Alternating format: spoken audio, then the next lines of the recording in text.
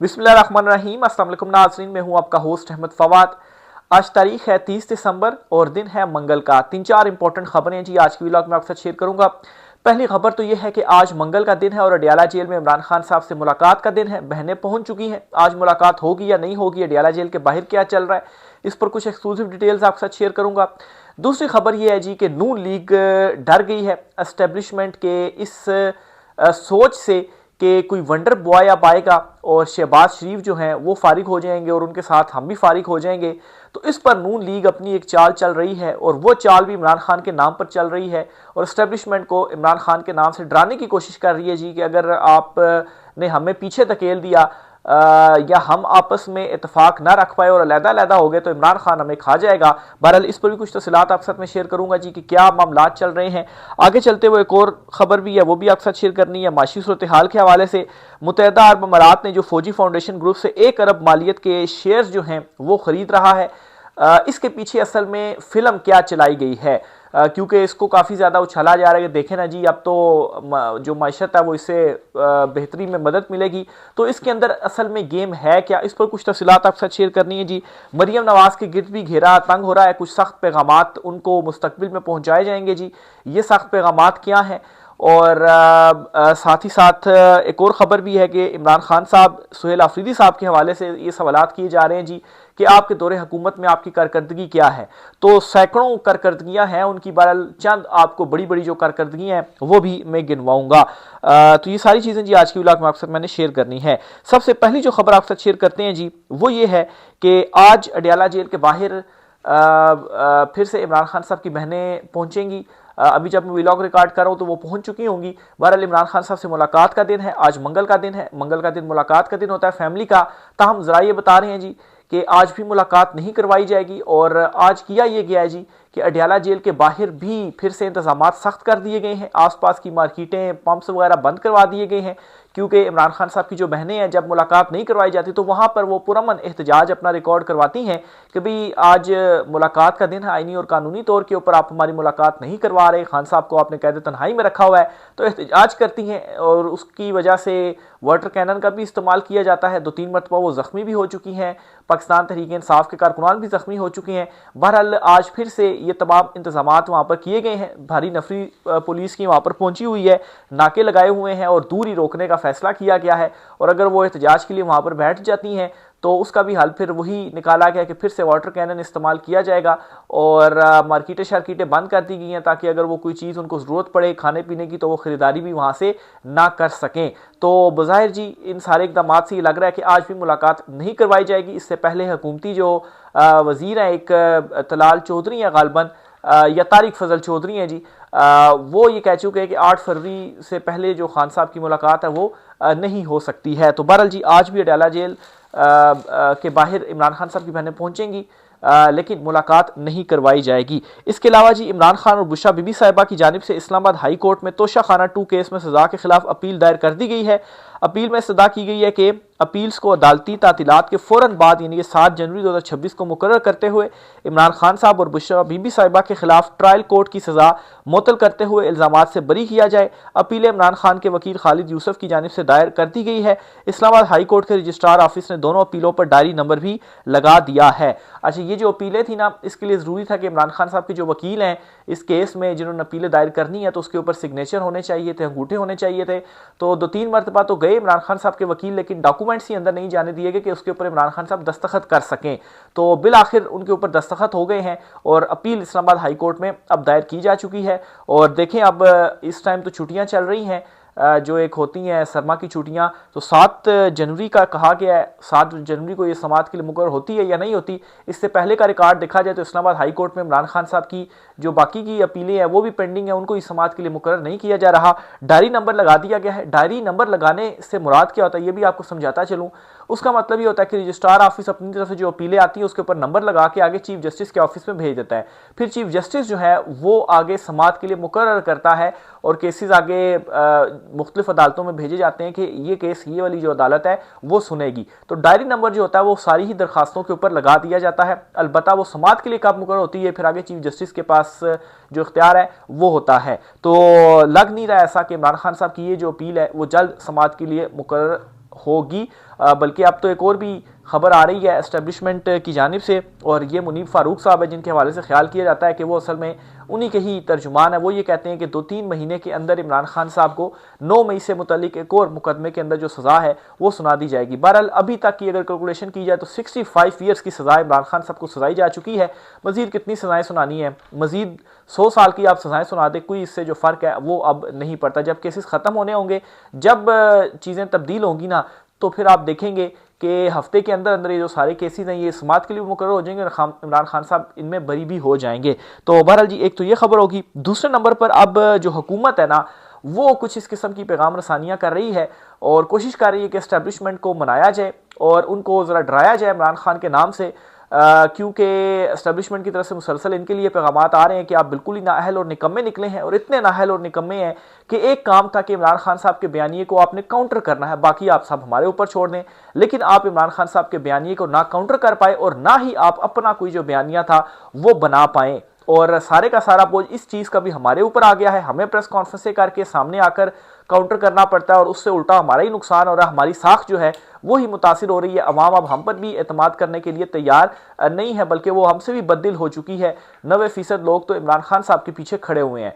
तो ये पैगामात पहुंचाए जा रहे थे, टेक्नोक्रेट हुकूमत के हवाले से भी जो चीज़ें थी वो पहुंचाई जा रही थी कि कोई जो वंडर बॉय है वो फिर आ जाएगा। शहबाज शरीफ सोना ज़रूर है लेकिन अब हीरे की ज़रूरत है, यानी कि अब शहबाज शरीफ की भी ज़रूरत हमें नहीं रही। तो इस पर जी अब एक और ख़बर है, और ये बेसिकली सुहेल वड़ाइच साहब है जी, इनकी जानिब से ये कहा गया है। वंडर बॉय वाला भी जो फर्जी कॉलम था वो भी इन्हीं की जानिब से ही लिखा गया था। तो बहरहाल जी ये कहते हैं कि राना सनाउल्लाह का मौक़िफ़ है कि ये हाइब्रिड इत्तेहाद में अगर कोई एक फरीक भी पीछे हटा तो ये निज़ाम नहीं चलेगा और इसका बेनिफिशरी इमरान खान होगा, और वो शायद फिर इन सब से अपना अपना हिसाब भी पूरा करेगा, और इसी वजह से ये सब इकट्ठे हैं। तो राना सनाउल्लाह ये कहते हैं जी, उनका ये मौक़िफ़ है कि ये जो हाइब्रिड निज़ाम है इसमें हम सारे फरीक हैं, और जब तक हम सारे फरीक हैं तो इमरान खान जेल में। अगर हम फरीक अलहदा हो गए तो फिर इमरान खान बारी बारी हम सब से अपना जो हिसाब है वो चुकता करेगा। गोया कि एक तरह से ये जो अलहदगी की और छुटकारा हासिल करने की जो चीज़ें सामने आ रही हैं, इस पर जी डराने की एक कोशिश की जा रही है इमरान खान के नाम पर कि अगर आपने हमें छोड़ दिया या हम सब अलहदा अलहदा हो गए तो इमरान खान फिर आएगा और वो हम सारों से बारी बारी जो हिसाब है वो चुकता करेगा। तो ये जी अपनी सी एक जो कोशिश है उनकी जानिब से की जा रही है। इस पर अब दूसरी तरफ से क्या रद्द-ए-अमल आ रहा है, इसीलिए इमरान खान साहब से भी कोशिशें की जा रही हैं, सुलह की, किसी किस्म की डील की। नून लीग, पीपल्स पार्टी, एस्टैब्लिशमेंट सारी ये कोशिशें कर रहे हैं। इमरान खान साहब का सिंपल सा असूल है, असूल इमरान खान साहब का यह है कि मैंडेट वापस होगा और मुदाखलत नहीं होगी और बैरकों में वापस जाना पड़ेगा। ये इमरान खान साहब का सिंपल सा असूल है। इसके अलावा इस चीज़ के ऊपर कॉम्प्रोमाइज़ नहीं होगा। ये चीज़ होगी फिर ही आगे जो मामलात हैं वो चल सकेंगे। जहाँ तक एहतसाब की बात है वो तो बात की सारे मामलात है, पहले ये चीज़ मुकम्मल होगी। और जाहिर सी बात है ताकतवर हल्के इस चीज़ के ऊपर नहीं मानेंगे और इमरान खान साहब इस चीज़ के ऊपर डटे हुए हैं, तो फिर एक ही चीज़ है कि अवाम इस हुकूमत का तख्ता उल्टे और फिर उसके बाद इमरान खान साहब हुकूमत में आते हैं, तो तब ही ये चीज़ें हो पाएंगी। मुफाहमत के जरिए ये चीज़ें नहीं होंगी, मुज़ाहमत करके ही ये जो हक है वो अपना मिलेगा और फिर उसके बाद ही जो एहतसाब का सिलसिला है वो शुरू हो पाएगा। नहीं तो दूसरी तरफ पता है कि अगर हमने इमरान खान साहब की ये वाली बात मान ली या इमरान खान साहब अगर ये हक हासिल करने में कामयाब हो जाते हैं तो फिर तो सबसे जो हिसाब है वो चुकता होगा। तो इस वजह से वहाँ से भी ज़रा पूरी कोशिशें चल रही हैं इकट्ठा ही रहकर और इमरान खान साहब को दबाई रखें, और ये अब ड्रावे जो हैं वो दिए जा रहे हैं। बहरहाल जी देखें मामलात अब किस तरफ जाते हैं, क्योंकि गड़बड़ जो है वो दोनों के दरमियान जो सेम पेज है ना वो अब सेम पेज रहा नहीं है, बस वो चेपियाँ शेपियाँ लगाकर सेम पेज को जोड़ा हुआ है, और वो चेपी है इमरान खान कि इमरान खान आ जाएगा और वो हमसे हिसाब चुकता करेगा बारी बारी, तो इसलिए हमें आपस में इकट्ठा रहना पड़ेगा।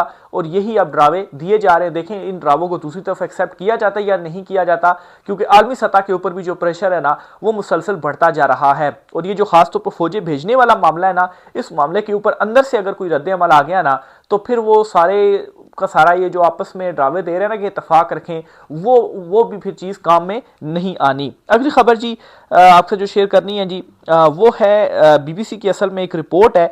ये जो मुत्तहिदा अरब अमारात और फौजी फाउंडेशन ग्रुप से $1 अरब मालियत के जो शेयर्स हैं वो ख़रीदने के हवाले से जो ये खबरें आ रही थी और बड़ा उसको बढ़ चढ़ कर पेश जो है वो किया गया।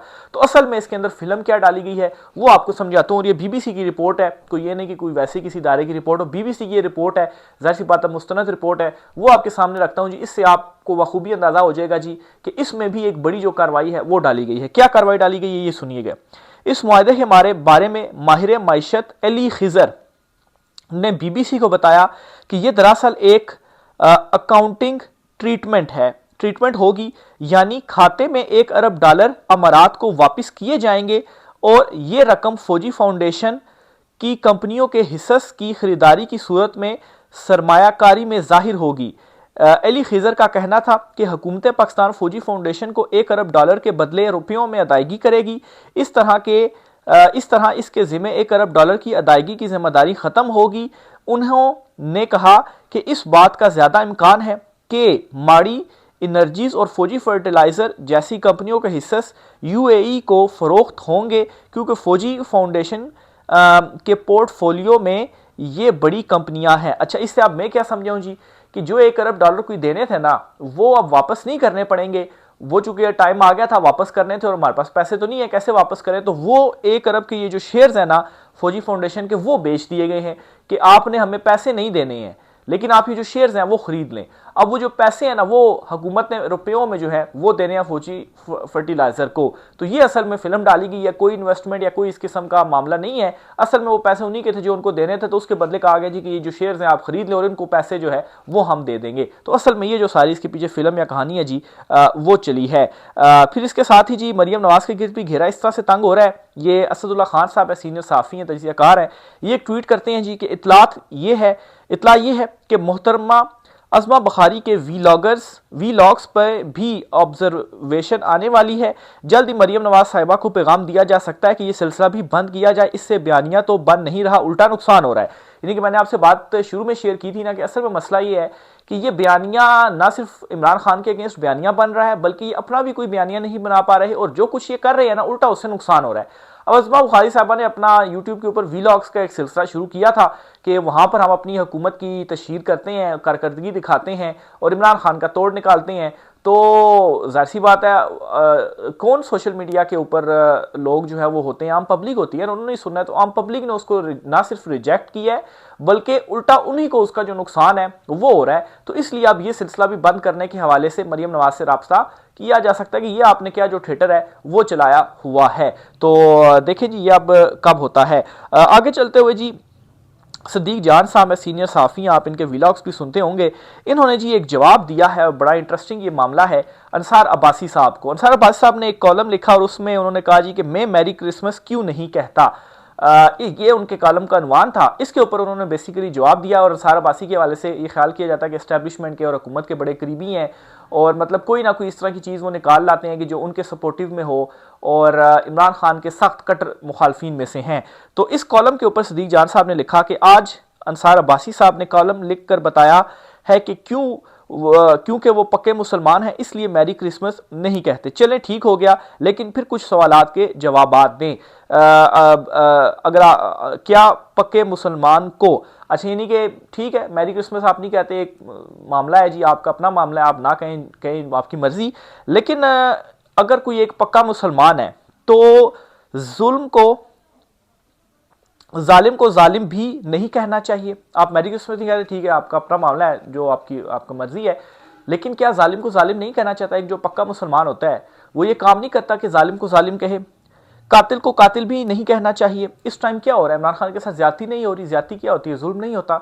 तो आप कहें ना कि इमरान खान के साथ जुल्म हो रहा है, ज्यादती हो रही है, उल्टा आप उसी को दबा रहे हैं और एस्टेब्लिशमेंट की बज़ाहिर पैगाम रसानियाँ कर रहे हैं। फिर जी क्या पक्के एक मुसलमान का ये फ़र्ज़ नहीं कि 26 नवंबर और मुरीद के पर सच बोले, 26वीं और 27वीं तरमीम पर सच बोले, बेगुनाह कैदियों के मामले पर सच बोले, चार दीवारियों के तकद्दुस की पामाली पर सच बोले, हुक्मरानों की करप्शन पर सच बोले, व्हाट्सएप पर हिदायत लेकर मजलूमों के खिलाफ प्रोपेगेंडे से बाज रहे, चंद हुक्मरानों की जाती मोहब्बत में मन घड़त कहानियां बनाकर उन्हें पारसा साबित ना करे, वो चाबी वाला खिलौना लैला और अर्दली ना बने। तो ये जी उन्होंने एक जवाब दिया है। ये इंटरेस्टिंग एक मामला था, तो मैंने कहा ये भी आपके साथ जो है वो शेयर करता चलूँ।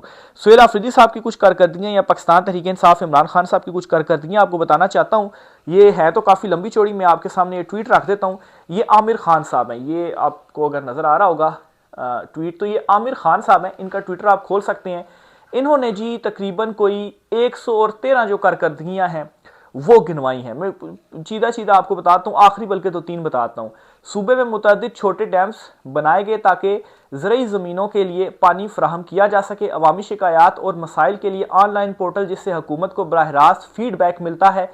कम आमदनी वाले घरों को सोलर पैनल्स देने और बिजली के बिल कम करने का मंसूबा। तो ये उनके कुछ अवामी नोयत के ऐसे मंसूबे हैं। और आपके क्या मंसूबे हैं जी? कि हमने सफाई करनी है, पंजाब में गंद जो है वो नहीं फेंकना। भाई ये आप अवाम के अंदर इस तरह से शऊर होना चाहिए ना कि वो साफ सुथरा रखें।